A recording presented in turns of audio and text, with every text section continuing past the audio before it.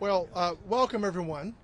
I'm glad to have the energy of the U.S. Conference of Mayors joining us together in Washington, D.C. They're here to talk about the critical issues they're facing in their communities related to housing and homelessness. I'm very proud to be the ranking member of the House Committee on Veterans Affairs, where I have made ending veteran homelessness a priority. Now, this is not an issue that can be solved by Congress. Every city, county, and state is grappling with how to address the unique needs of their community and how to build a homeless response system that addresses those needs. For veteran homelessness, the reality and the magnitude of the problem is that nearly 200,000, yes, 200,000 veterans access VA homeless programs every year, and they are spread out all over the country in areas both urban and rural. The number is much higher than the point-in-time count conducted every January, and a stark reflection of the true need in our communities. I think everyone here that surrounds me agrees with me that we must help every homeless person, but there is a special pull to homeless veterans who gave so much to our country. During the pandemic, Congress granted the Department of Veterans Affairs several authorities they used to provide additional funding to community homeless providers and to help veterans access the basic items they need to become stably housed, like food, clothing, and transportation. These authorities were successful, reducing veteran homelessness by 11% during one of the most difficult times in our country's recent history. We know what works, and unconscionably, congressional Republicans have failed to pass bipartisan legislation that would allow these authorities to continue. In 12 days, it will have been a year since providers had adequate funding to support veterans. Congress must act to increase this funding to providers as they help get veterans off the street and into stable housing. Now, this would be a good start, but does not alone solve veteran homelessness. Another issue that I'm working on with Mayor Bass, the U.S. Conference of Mayors, and several of my colleagues is one affecting disabled homeless veterans that makes it difficult for them to access housing that was built specifically to meet their unique needs. How much of a fix is this that we're in, that disabled veterans can't get into housing that was built for them? Americans rightly do not understand this. Right now, veterans who receive total or near disability compensation are unable to access affordable housing in many parts of our country because their VA benefits put them over the eligibility limits. I'm working with my colleagues to update how federal, state, and local and private funders calculate income to make sure that veterans with service-connected disabilities are not being deemed ineligible for permanent supportive housing. And that's where the mayors come in.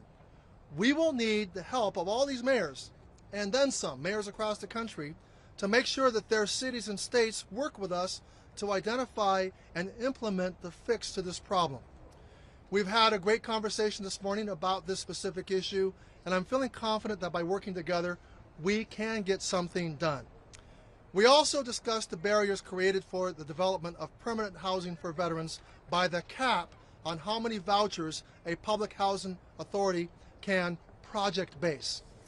I look forward to working with VA and HUD to address this issue so that we can incentivize the construction of housing for veterans nationwide. I truly believe veteran homelessness is solvable, and that by helping communities remove barriers to housing, we will succeed in our goal to ensure that every veteran in our nation is housed. Thank you again to everyone for joining us today, and I'm grateful to have partners across the country who agree that we must approach ending veteran homelessness with the urgency, focus, and action that it deserves. Now I want to bring to the podium a colleague who has made ending veteran homelessness his top issue since he's gotten to Congress. He's been a tremendous partner, my colleague from the state of California, Mike Levin. Mike. Well, thank you so much, everybody. I'm Congressman Mike Levin, and I'm proud to represent California's 49th Congressional District, which includes North County, San Diego, South Orange County, and Marine Corps Base Camp Pendleton, right in the center of our district, the major Marine Corps base on the West Coast. My district's also home to one of the largest veteran populations in the United States, which drives my work every day to serve our nation's heroes.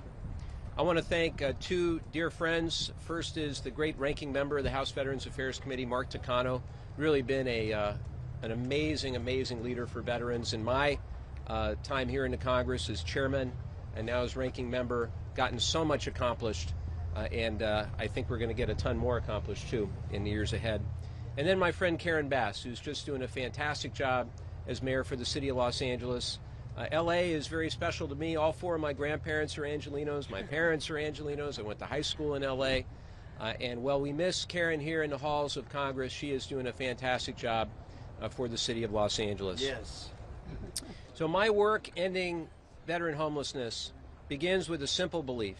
No veteran, after serving our country, should be left out on the streets to fend for themselves. Full stop. Should never happen. Now, as a nation, we have a commitment to take care of those who are willing to sacrifice everything for our country. No veteran should be homeless, jobless, or without health care. In San Diego, there are over 1,000 veterans experiencing homelessness right now. That's unacceptable. Unacceptable to have that many veterans with no place to live. It says a lot about our country and the need for affordable housing and bipartisan, pragmatic solutions to help homeless veterans. It's important to remember, just as there is no one cause of veteran homelessness, there is no one solution. But while I share the frustration that there's no silver bullet to fix this problem, we also have a great opportunity to meet our veterans where they are and offer solutions for their specific needs. As the ranking member of the House Veterans Affairs Subcommittee on Economic Opportunity, I'm proud to champion a number of efforts that address challenges that occur when veterans transition from military to civilian life, from searching for a job to finding a home. For a year and a half now, I've been working to address the fact that homeless veterans with high service-connected disability ratings are being deemed ineligible for permanent supportive housing units because their disability compensation puts them over income limits tied to the housing project. It shouldn't be this way. Over a quarter, think of this statistic, over a quarter of HUD-BASH vouchers are not being used. At the same time you have people on the street, a quarter of those vouchers are going unused, largely because of a limited housing supply. And this issue is a big contributor to that problem. So here's the deal. We've got to exhaust every resource available to connect veterans with available housing. And we must redouble our efforts to build more affordable housing and make it easier to access it. One veteran without a home is one too many. I'm committed to doing everything I can to ensure our nation's veterans are housed, and I look forward to working together with everybody here, hopefully future chairman, again, Takano, and all the great mayors behind us to make that a reality. Thank you so much. And Mayor Shivi. Okay. Portrait this way. Thank you. This way, please. This way. Thank you. All right. Yeah, they make these for short people. All right. Thank you, everyone, so much for being here, and thank you so much for all your work. We really appreciate it. I'm Reno Mayor Hillary Shivi. I'm also the president of the United States Conference of Mayors. A year ago, we went to work and really identified what this conference believes, what I believe is the #1 crisis in America, and that is homelessness, addiction, and mental health issues. I can't say it enough, but it is something where we're having to have our loved ones arrested just to seek mental health treatment and addiction. So, you know, for all these issues that are happening in our country, this truly is the #1 crisis. A year ago, we put Mayor Bash, she's done an amazing job as the committee chair for homelessness, and she has not stopped. We have just been on the Hill constantly lobbying, doing everything we possibly can, meeting with congressional leaders. She has been a true champion on this issue. I just want to recognize we have 50 mayors here. Really quickly, I know it's super hot and you're irritated, but I really need, it's important that your cities know that you're here. I'm going to start with you, Mayor Holt, and then just go around. David Holt, Mayor of Oklahoma City. Rick Mangiari, Mayor of Honolulu. Joe Gannon, Mayor of Bridgeport, Connecticut. Aquanetta Warren, Mayor of Fontana, California. Lisa Beatty, Mayor of Beaverton, Oregon. Sean Patterson Howard, Mayor of Mount Vernon, New York. Loud. Juan Gonzalez, Mayor of San Leandro, California. Melanie Keebler, Mayor of Bend, Oregon. Brett Smiley, Mayor of Providence, Rhode Island. Heidi Lube, Mayor of Tigard, Oregon. Matt Turk, Alcalde de Allentown, Pennsylvania. Mar Hernandez, Mayor of the greatest city God ever created, Antioch. Chase Cognetti, Mayor of Scranton, Pennsylvania. Brian Waller, Piscataway Township, New Jersey. Andre Dickens, Mayor of Atlanta, Georgia. Tito Brown, Mayor of Youngstown, Ohio. Gary McCarthy, Mayor of Schenectady, New York. John Giles, Mayor of Mesa, Arizona. Shaw Gilbert, Mayor of Apex, North Carolina. I'm Phil Brock, Mayor of Santa Monica, California. Lily May, Mayor of Fremont, California.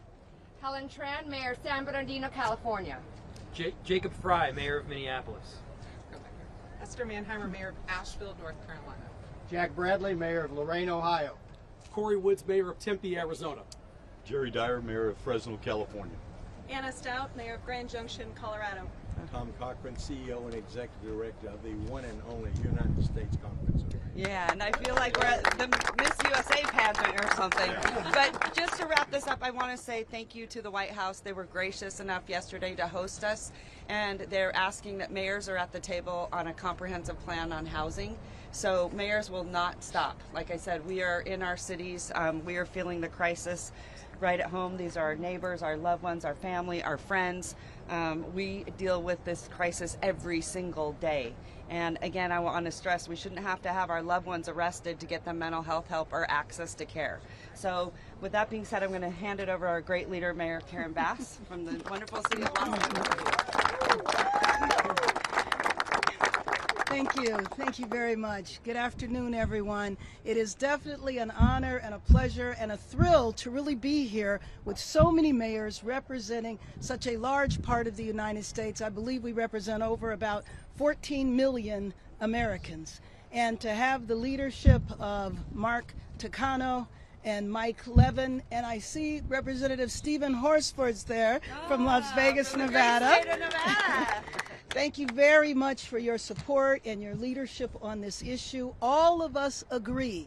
Americans that fought on behalf of our country, the men and women who have defended us, should never, ever, ever sleep one night outside. And the idea that in many cities around our country, we actually have vacant units and unused vouchers for veterans because of technicality of including their income. One of the things that all of us as mayors are experiencing, we are getting people off the street and saving lives every single day. There are solutions to this situation, but what we find is a lot of outdated laws, regulations, rules contribute to homelessness. This is focusing on veterans. There's other rules, such as individuals who are in the foster care system. When they turn 18 or 21, we literally put them on the streets. So while we're fighting day in and day out to get people off the streets, we have to bring the fight here to Washington, D.C., so that we can look at rules and regulations that need to be tossed aside, given the magnitude of the problem that we have today. You think when we come to Washington it's just to ask for money? Of course, we always want money, correct? But money is not everything. We also need changes in rules and regulations, getting rid of the red tape so that we can get people off the streets. This is America in the 21st century, the richest country in the history of the world. No one should be unhoused. So thank you very much for your support. I now would like to introduce Mayor Holt from Oklahoma City.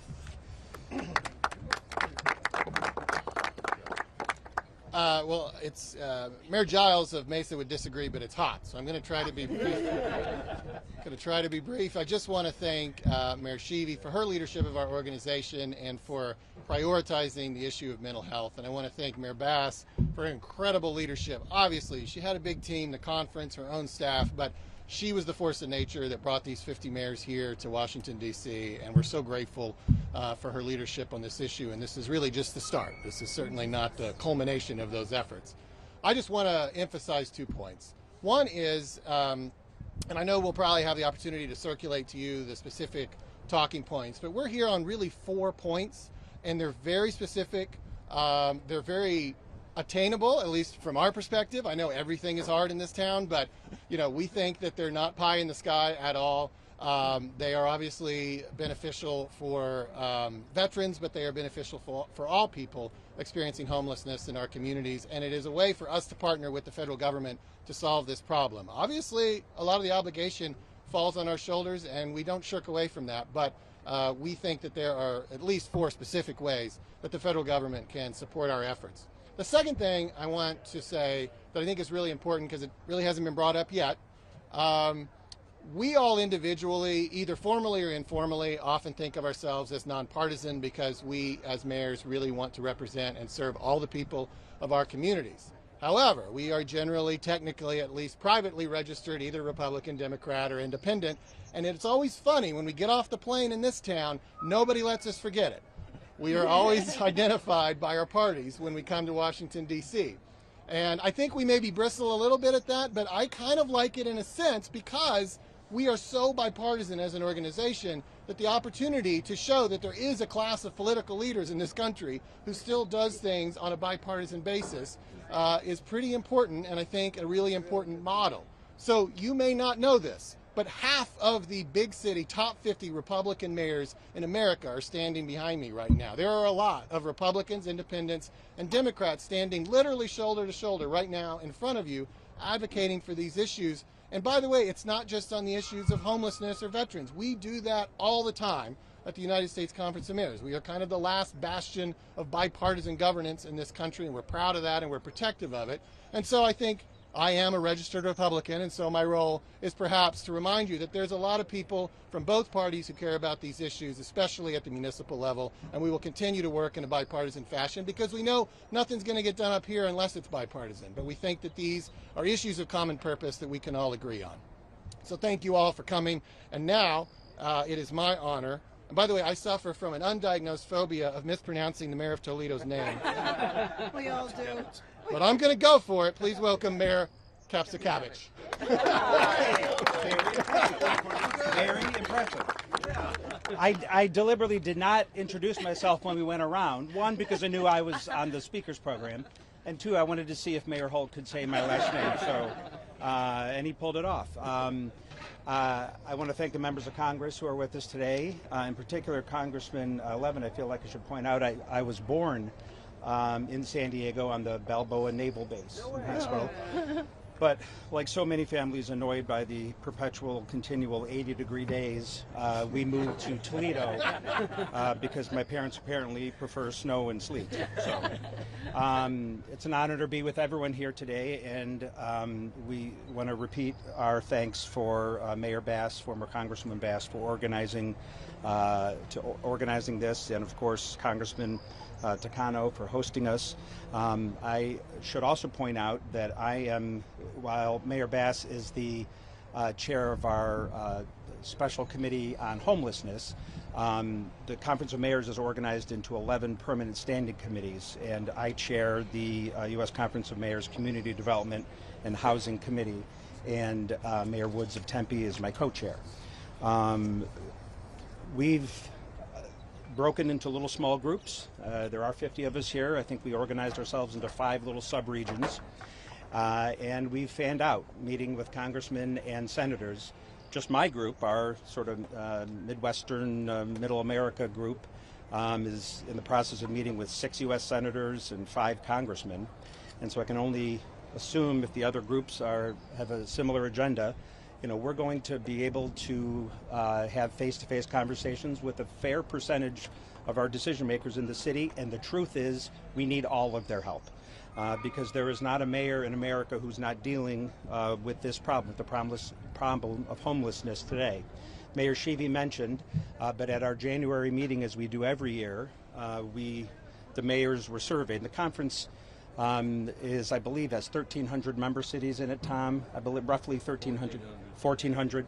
And so every year we do a survey of what the most important issues are facing our community. And this is my 7th year as mayor. Over time, the issues have changed a little bit here and there. But this year, it was overwhelming. We spoke with one voice. The number one problem, according to the mayors at our January meeting, was the problem of homelessness. And I do think a point that hasn't been made today needs to be made now, and that is this. While there is often a lot of media focus on the impact of this issue on the coasts, California, East Coast, it almost creates the false sense that that's the only part of America where this is a problem. It is not true. I'm from Ohio. Our next speaker is from Idaho. Pardon me? Or even Oregon. We're not on the coast enough. I'm always suspicious of states that start with vowels, and I get them all confused. But no, we have the 50 mayors who are here are from all over the United States of America. And the problem might look a little differently in Allentown, Pennsylvania, or Scranton, Pennsylvania, or Youngstown, Ohio, than it does in Los Angeles. But it is every bit the problem, and it is an issue that needs consensus, and I think can have bipartisan consensus. It was maybe the best mayor in our country's history, Fiorello LaGuardia, who famously said that potholes aren't partisan. There's no Republican way to plow snow. There's no Democratic Party way to collect trash. Mayors are hired to solve problems. Three kinds of people in the world: Republicans, Democrats, and mayors. We don't have time to be partisan. We don't have time to engage in the bickering that happens in this city. We just see problems and solve them. And this is the number one problem that we face. Affordable housing has a real definition. If you find yourself, you need affordable housing if you find yourself paying at least 30% of your income on housing. In the city of Toledo, that is almost a majority of all of our citizens in our city of 280,000 people, 4th largest city in the state of Ohio. In other words, there's an economic development aspect to this, along with the moral, social imperative that exists. If you are spending 50% of every dollar you earn on your housing, that means you're not spending money on goods and services and widgets and, tickets and other things that support the local economy. Solving this problem is important for so many reasons, not the least of which is its role in helping the overall economy of your community. And I would hope that everyone on all sides of the partisan divide can get behind that. In Toledo, we've taken advantage of the help we've received from Washington. American Rescue Plan dollars. We took millions of them to build 600 new units of affordable housing. We took $2 million of our money to fold into mental health programs that we think can be helpful. And we certainly want to thank President Biden for raising this challenge in his State of the Union and the aggressive new proposals he outlined in his fiscal year 2025 budget. But our message is clear. Everyone benefits when housing is affordable, not just those for whom the house is provided. The entire community benefits. That's what we've seen in our community. That's what these mayors see in their communities. And I hope that's the message that Congress takes away from our visit today. And with that, I would like to introduce from the great state of Oregon, Mayor Beatty.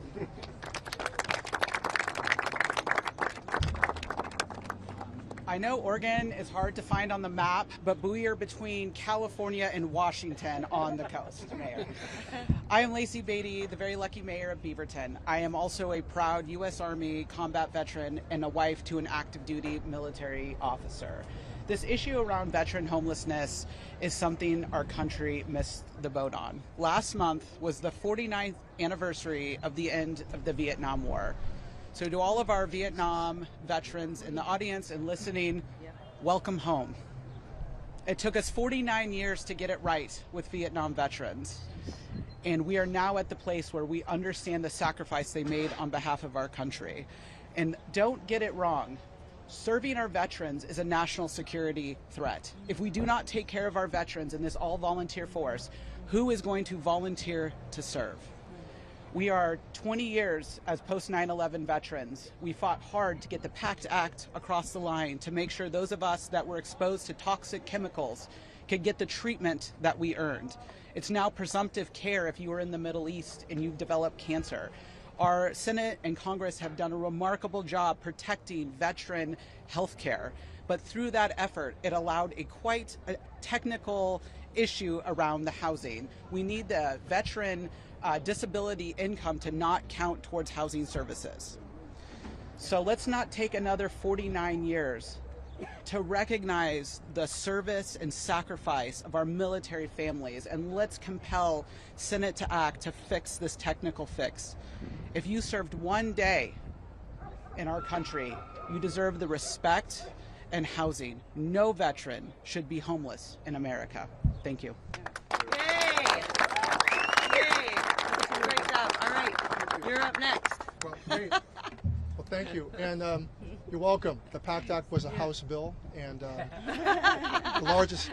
Mike, I'm so proud of my colleagues for the PACT Act was still one of the largest, actually the largest expansion of veterans benefits in a couple of generations. So I'm very proud of that. So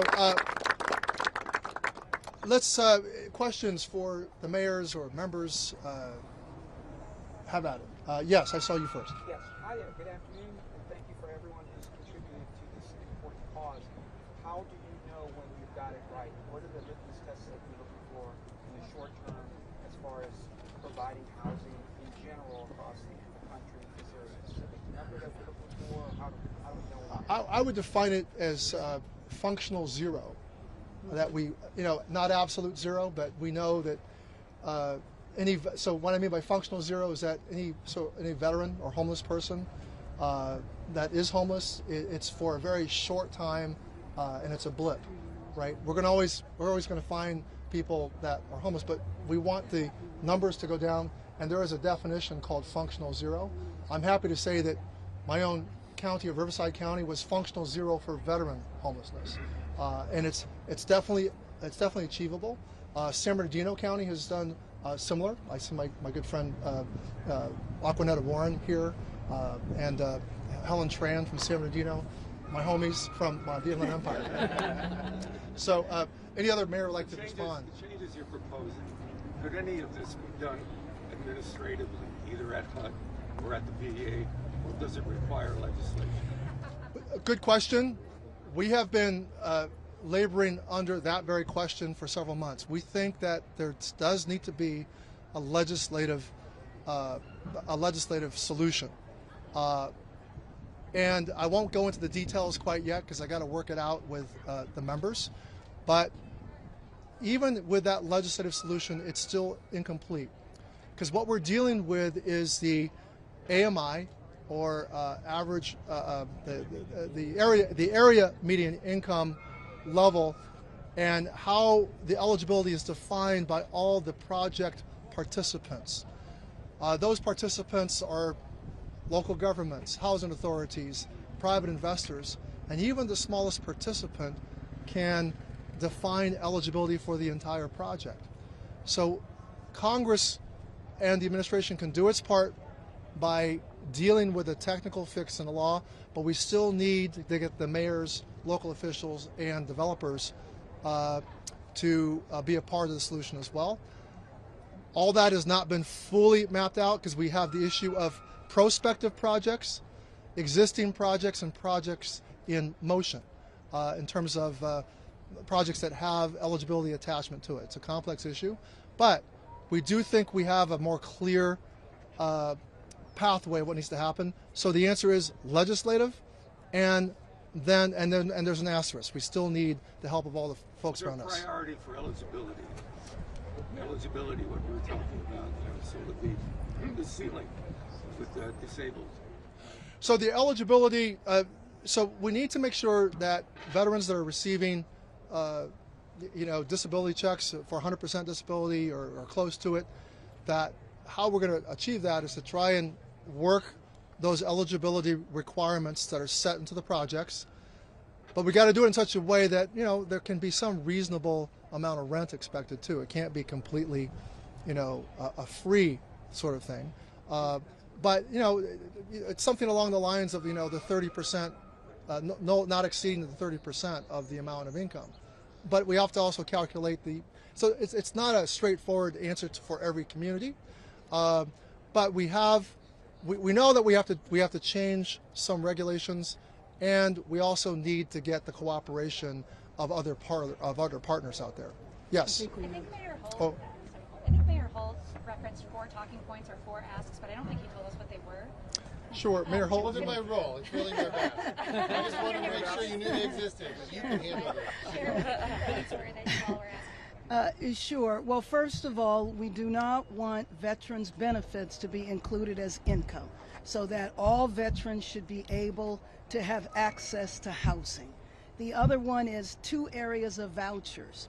There are 2 types of vouchers that are given to individuals. All of us have individuals in our cities with vouchers, but landlords not willing to rent to them. So we want more vouchers issued tied to the property and not to the individual. This will help be a catalyst for developers who will develop housing if they have the project-based vouchers. And then the other one is we need flexibility in the community development block grant. I think I have that right. CDBG, yes.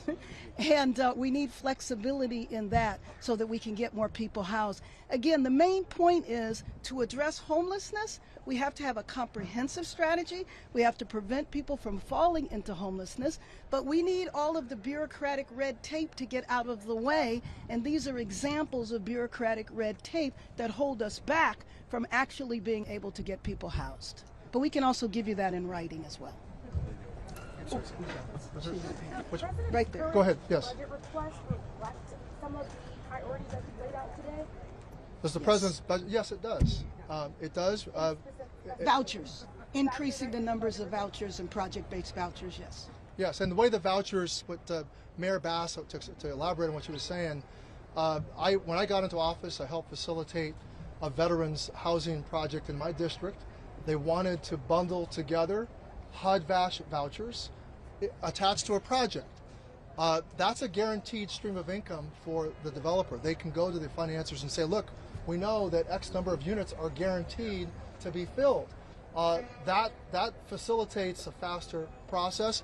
What the mayors are asking for is that the cap on these vouchers for project-based vouchers is raised. Currently, there's a cap on that. That's another fix that we need to put into the law.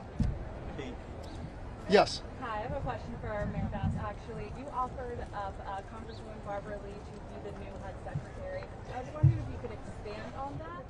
Well, I would be happy to expand on that one by one, but I'm here today as a member of the U.S. Conference of Mayors, and that is not anybody else's position. So if you would like, I'd be happy to follow up with you individually. Great, yes. Banking's part of the whole program of the banking society being implemented as maybe helping out the renters and the builders getting some kind of tax break or some kind of support? Well, the people who participate in building a project currently, they all have a say in establishing the eligibility of the income eligibility. So they are part of the solution in the sense that even after Congress we fix this issue of veterans' benefits, the income being too high, that's one step in the process. But we also have to go back to all of these participants, all the investors in a project, to get them to take a look back on the eligibility requirements they already set into these projects. I think we're all melting. All right. Yep. Yeah. Okay. I was going to say, I'm so sorry, everyone. Thank you so much for joining us. We really appreciate it. We're all melting over here, and I don't want you to get skin cancer. I feel pretty cool. Madam Mayor, Reno. Hi, can you just... No, that's true.